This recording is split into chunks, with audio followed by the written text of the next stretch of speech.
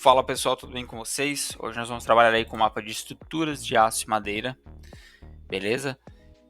Se vocês precisarem de apoio nessa atividade ou nas demais, nosso contato está na descrição, beleza? De outra disciplina que você precise de apoio também, é só entrar em contato conosco, beleza? Deixa o like também, se inscreva no canal para estar fortalecendo, para a gente estar trazendo mais conteúdo aí para vocês, tá ok? E vamos lá então, pessoal, vou fazer uma leitura inicial, como sempre. Vou explicar aqui os principais conceitos que estão sendo trazidos neste mapa, tá? Entender de fato a importância desse conteúdo aí para a prática e alguns termos aí que talvez você não conheça. Então vou partir do princípio que você está iniciando agora, que não conhece alguns conceitos ainda, beleza? Dessa disciplina em específico. Vamos lá então. O que etapa 1 diz para nós aqui, ó? Etapa 1. A estrutura estudada será um galpão metálico com cobertura em duas águas, frequentemente utilizado em aplicações industriais, agrícolas ou logísticas. Esse tipo de estrutura é caracterizado pela sua robustez, simplicidade construtiva e boa eficiência no aproveitamento do espaço interno, já que permite grandes vãos livres sem a necessidade de pilares intermediários. O galpão possui dimensões de 12 metros de largura, 15 metros de comprimento e altura de 4,5 metros até a base da cobertura, comprimento livre. O telhado apresenta uma inclinação de 10 graus, o que favorece o escoamento da água pluvial. A distribuição dos pilares ocorre a cada 5 metros no sentido do comprimento, formando 3 vãos principais. Neste exercício serão avaliadas grandezas importantes do ponto de vista estrutural, como esforços solicitantes, forças internas, estabilidade, cálculo de cargas distribuídas e concentradas, bem como a análise da inclinação do telhado. A compreensão dessas características é essencial para o dimensionamento correto dos elementos estruturais e para garantir a segurança e a eficiência da edificação. Nesta etapa, calcule a carga crítica de flambagem de Euler para o pilar metálico da estrutura, considerando as condições conhecidas. Tá? O pilar é um perfil metálico de aço. Tá? Este tipo de perfil é comum em estruturas metálicas e é descrito com base em altura total 200 mm, tá? Largura da aba B 100 mm, espessura da alma, que é o TW, 10 mm, espessura das abas TF igual a 12 mm. Calcule o momento de inércia em relação ao eixo horizontal IX e Y. Utilize o IX para o cálculo da carga crítica.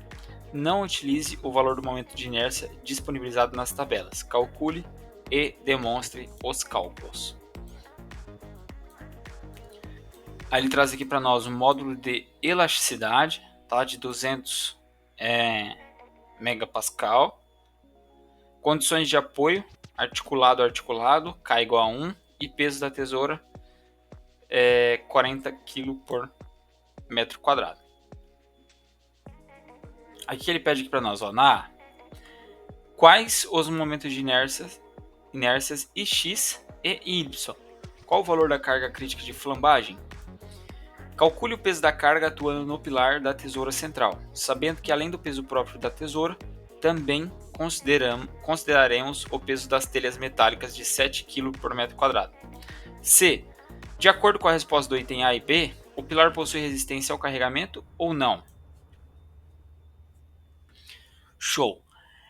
Para este exemplo didático, não será necessário realizar as combinações das ações, nem aplicar coeficiente de majoração ou minoração, conforme previsto nas normas de dimensionamento. O objetivo é apenas apresentar o comportamento estrutural básico e estimar esforços atuantes de forma simplificada, com foco no entendimento conceitual. Para este exemplo, você pode usar as seguintes fórmulas para converter. 1 kN por metro quadrado é igual a 100 kg por metro quadrado, tá? E 1 kg por metro quadrado é 0,01 kN por metro quadrado. Tá? É só um inverso do outro que foi listado. Etapa 2.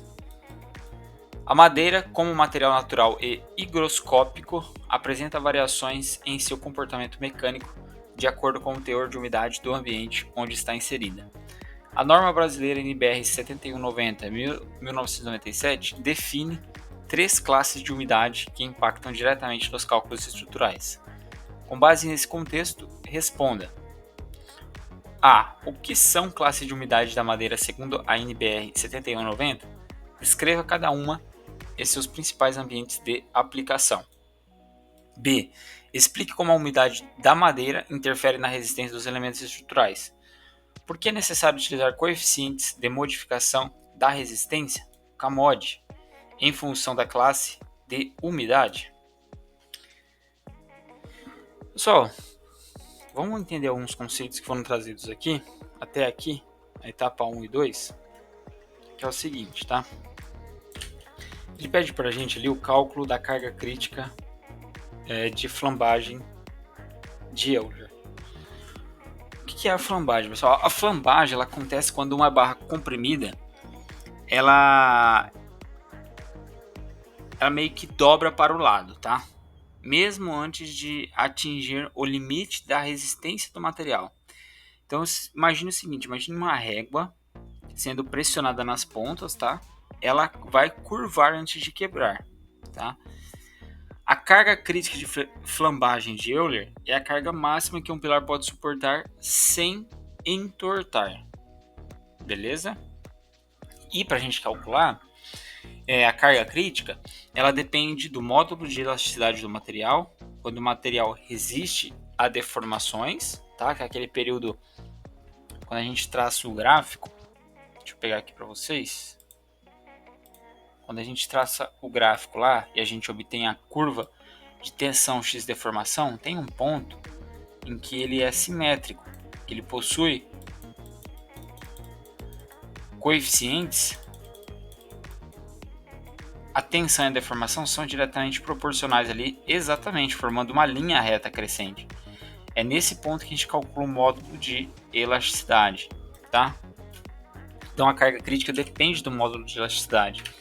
Ela depende também do momento de inércia, tá? Relacionado à geometria da seção do pilar, do comprimento livre do pilar e do coeficiente de comprimento efetivo, que depende dos apoios, tá? E no caso nosso ali é articulado, articulado K igual a 1, ele já trouxe o valor para nós, beleza?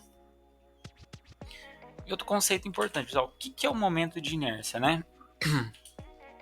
Que ele trouxe aqui, ó. Calcule o momento de inércia em relação a x e y. O momento de inércia, pessoal, é uma medida que vai indicar o quão difícil é entortar um perfil em um determinado plano. Tá? É uma propriedade geométrica da seção transversal. Então, Ix é a resistência à flexão no plano vertical. É o que nós usamos aí para calcular a flambagem no eixo mais fraco, beleza? Já o Y é a resistência à flexão no plano horizontal, tá? Então assim, ó, qual que é a importância do momento de inércia, de modo geral? Quanto maior o valor do momento de inércia, mais resistente à deformação o pilar será, beleza? Por isso nós usamos o Ix no cálculo da flambagem, tá? Então para estar fazendo o cálculo da carga no pilar, pessoal, ela vai aqui, né, ele pede, deixa eu pegar aqui só um minutinho, deixa eu grifar aqui. Ele vai pedir para a gente calcular a carga no pilar, tá? E como que a gente faz para calcular aqui, ó,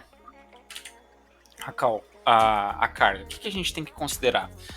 O peso da tesoura, tá? Que é a estrutura do telhado, que é, no caso, 40 kg por metro quadrado, tá? Que ele trouxe aqui para nós, tá ali em cima, o peso da tesoura. O peso das telhas metálicas, que tá ali também. E da área tributária que o pilar suporta. Então, quanto do telhado está sobre ele, tá? A gente vai verificar isso aí certinho. E daí, pessoal, a gente vai precisar dizer se o pilar resiste à carga ou não, que é o que ele está pedindo ali, né? Então, depois de calcular a carga crítica chamar de PCR, tá? O quanto que o pilar suporta. E a carga solicitante, o quanto realmente está atuando no pilar, a gente compara e vê. Se o PCR, que é a carga crítica, for maior que a carga atuante, o pilar resiste. Beleza? Agora, se o PCR for menor que a carga atuante, o pilar pode falhar por flambagem. É isso que nós vamos verificar, beleza? Então, feito o resuminho aqui da nossa etapa 1, tá? Vamos aqui entender a nossa etapa 2. O que ele traz aqui para nós? O que são classes de umidade da madeira, pessoal? A madeira, ela muda de comportamento conforme a umidade do ar, tá? Aí a NBR 7190, ela define 3 classes de umidade. Tem o ambiente seco, que é a nossa classe 1, tem o ambiente intermediário, que é a classe 2, e o ambiente úmido, tá? E a gente tem algumas faixas. Eu trouxe aqui da classe 1, que é o seguinte: a umidade relativa do ar tem que ser menor que 65%. Então, é um ambiente seco, que é geralmente interior de residências, tá? Ambiente intermediário, umidade de 65% a 85%, galpões, áreas semiabertas, por aí vai. E ambiente úmido é a classe 3, tá? Onde a umidade é maior que 85%. Então, por exemplo, áreas externas sem proteção, banheiros, regiões litorâneas e por aí vai, tá? Por que nós utilizamos esse coeficiente CAMOD, citado aqui, né, por ele, essa resistência CAMOD aqui, ó? Por que ele é importante, pessoal? É a força máxima, tá? A gente utiliza, perdão, a resistência da madeira, ela diminui com o aumento da umidade. Então, por isso nós utilizamos o coeficiente de modificação de resistência, tá? Que é o CAMOD, que é justamente para fazer um ajuste nos cálculos de acordo com as condições reais do ambiente. Então, se a resistência, por exemplo, se a resistência da madeira é de 80 megapascal, mas ela está em um local úmido, o valor real de projeto será menor. A gente multiplica por esse CAMOD para ajustar, beleza? Por conta da umidade. É justamente isso. Ele, novamente, a resistência da madeira ela vai diminuir com o aumento da umidade. Então a gente usa esse coeficiente para ajustar de fato a verdadeira resistência da madeira ali. Beleza? Na etapa 3 aqui, ó, o que ele traz para nós? Ó? Etapa 3. A estrutura em forma de tesouro está submetida a combinações normais de ações. Após a determinação dos esforços atuantes correspondentes a essas combinações, realiza-se a verificação dos elementos da treliça quanto à conformidade com os critérios de segurança no estado limite último. Nesse contexto, solicita-se a verificação da tensão e da carga resistente de cálculo à tração paralela às fibras FTD. Para as fibras, né, que a gente pode nomear de FTD. Para uma peça de madeira serrada de pinho do Paraná, que é uma conífera, classificada como segunda categoria sob carregamento de longa duração e em condições padrão de umidade, sendo que o local da construção apresenta uma umidade relativa do ar média de 80%. Considere os seguintes dados: seção transversal retangular da madeira 60 mm por 100 mm, carga solicitante à tração 160 kN, resistência característica à tração paralela às fibras, FTK igual a 80 MPa. Observação: utilizar a NBR 7190, tá? E aí ele pede para a gente calcular. Calcule a carga resistente de cálculo à tração paralela às fibras. B. Realize as verificações necessárias se a peça suporta ou não o esforço solicitante. C. Em uma situação em que a peça não suporta o esforço solicitante e na impossibilidade de modificar o esforço aplicado, quais as alternativas plausíveis devem ser tomadas para que a estrutura esteja segura e passe na verificação? Vamos entender então o que ele trouxe para nós aqui na etapa 3. Vamos fazer um resumo aqui para vocês, pessoal. Seguinte. Ele está pedindo aqui para nós, pessoal, a resistência de cálculo à tração, nomeada como FTD, tá? É a força máxima que a madeira pode resistir sob tração, considerando o seguinte: carga de longa duração, que é um esforço constante, tá? O ambiente úmido aí de 80%, isso vai definir qual que é a nossa CAMOD, tá? E a classe da madeira de segunda categoria, que define o valor do nosso FTK. A gente vai ver melhor isso aí depois, ali para calcular o FTD, tá? Beleza. Então a gente vai definir o FTD com base nesses três termos aí que eu passei para vocês: carga de longa duração, ambiente úmido, classe de madeira. Ok, é isso que ele trouxe ali para nós. Depois a gente vai ver se a peça resiste ou não resiste. Então, qual que é o seguinte? A gente vai comparar a carga resistente de cálculo, que é FTD, vezes a área da seção, com a carga solicitante. Se a peça resistir, ótimo, tá, pessoal? Se não resistir, é porque a carga resistente ela é inferior à carga solicitante, beleza? Então a gente vai fazer um comparativo depois para definir. O que fazer se a peça não resistir, pessoal? A gente tem algumas alternativas, tá? Como ele pede ali na C, né? A gente pode aumentar a seção transversal, deixá-la mais robusta, tá?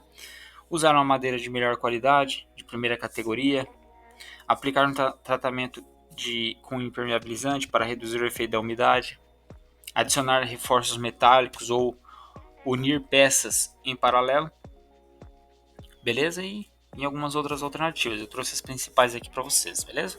Então, de modo geral, de tudo que a gente viu aqui, pessoal, isso tudo é importante para a gente garantir a segurança da estrutura, tá? Trazer eficiência econômica e, principalmente, durabilidade para os materiais, tá? Então é de suma importância a gente estudar todos esses conceitos aí para nossa parte prática, tá? Vamos começar aqui então calculando a carga crítica de flambagem de Euler.